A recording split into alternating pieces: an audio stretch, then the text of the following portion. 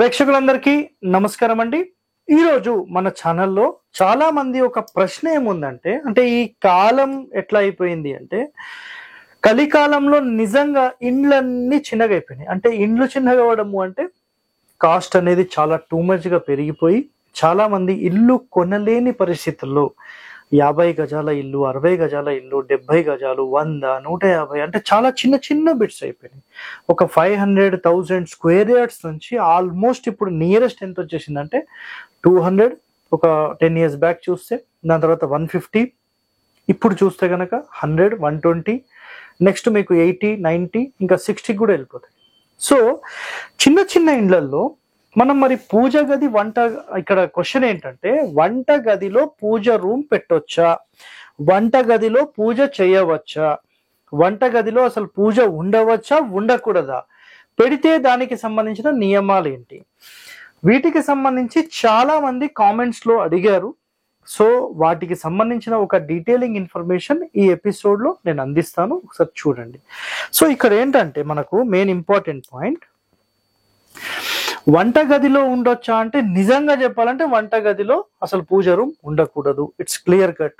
ఇక్కడ చూడండి, ఒక ఇంటిని ఈ విధంగా మనం 9 భాగాలుగా డివైడ్ చేస్తే, మనం 100% పూర్తి ఈశాన్యం అంటే north east room, south east room and south west, north west, అంటే ఇది తూర్పు అండి. సో మళ్ళీ తెలుగులో చెప్పలేదంటారేమో, తూర్పు, దక్షిణము, పడమర, ఉత్తరం. సో ఈ 4 దిక్కులకు సంబంధించి మనం నిజంగా అసలు పూజ ఎక్కడ చేయాలంటే, north east is the first and best place అండి.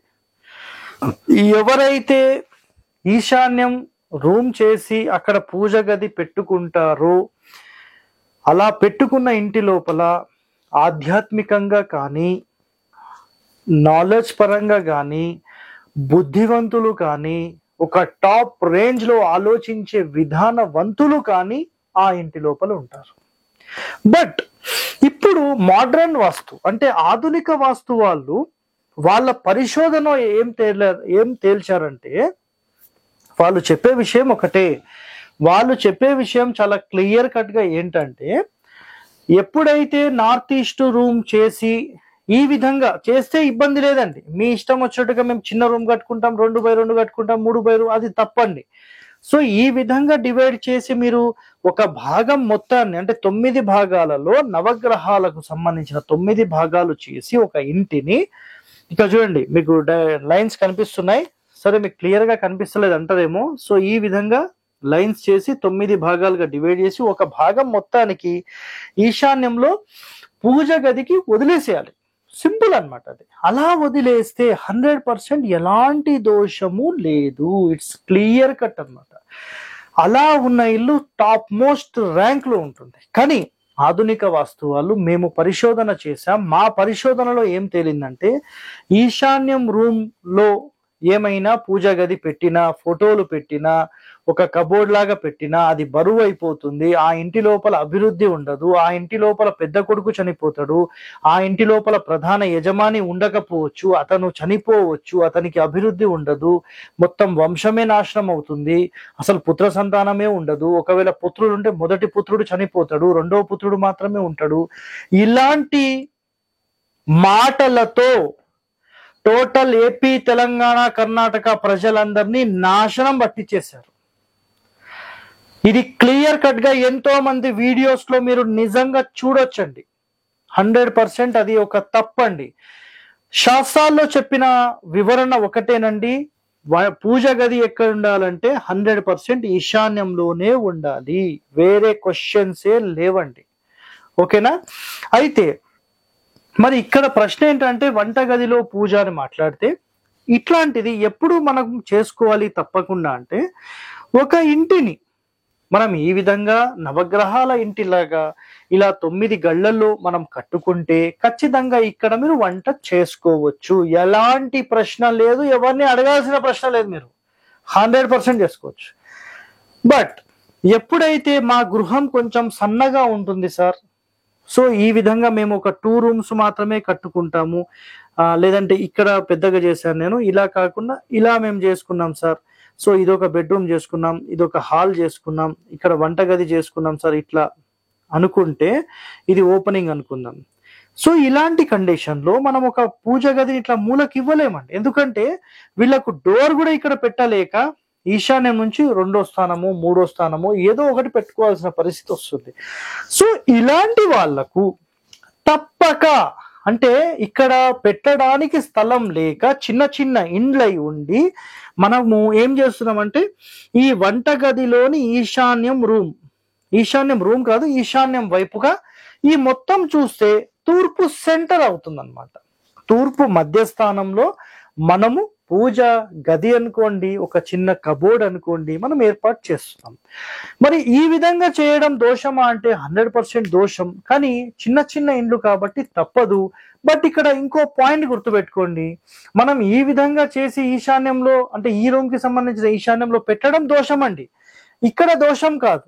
ఎందుకు కాదు అంటే మీరు మొత్తం ఓవరాల్ ఇల్లు చూస్తే తూర్పు మధ్యస్థానంలో మనం పూజా గదిని ఏర్పాటు చేస్తున్నాం, పూర్తి ఈశాన్యంలో చేయట్లేదు.